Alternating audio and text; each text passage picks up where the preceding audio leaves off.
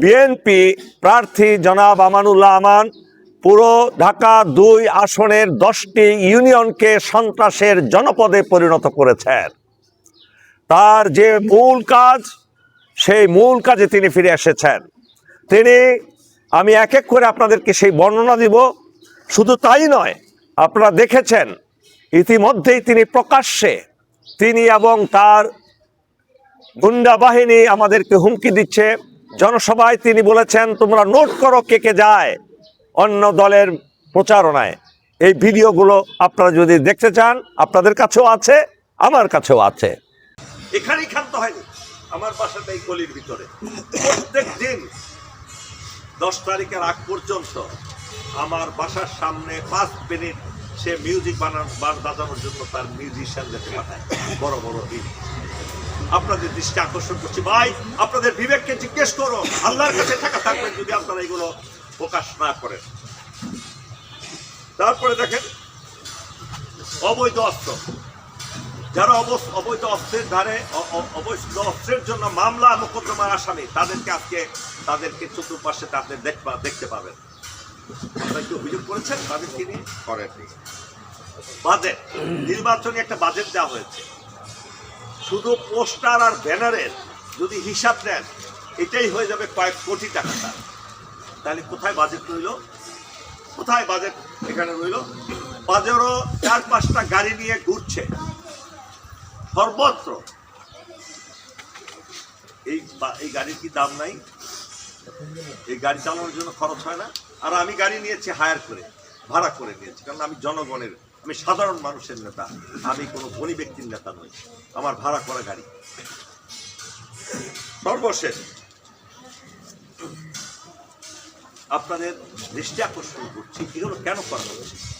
এটা হলো এই কারণে, উনি দেখতে পেয়েছেন যে কর্নেল হকের জনপ্রিয়তা, দাঁড়িপাল্লার জনপ্রিয়তা আকাশচুম্বী হয়ে গেছে।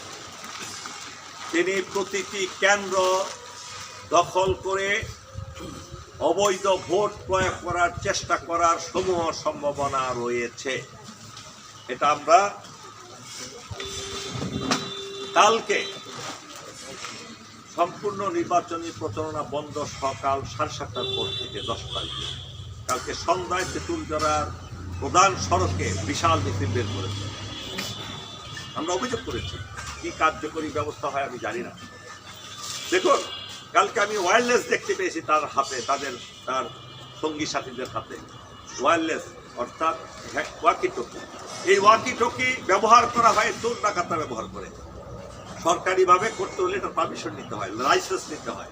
কিন্তু আমি ওয়াকি টকি দিয়েছি, অবশ্যই এটা ব্যবহার করা হবে একদম সর্বশেষ প্রান্ত থেকে এই প্রান্ত পর্যন্ত কোঅর্ডিনেশন করার জন্য।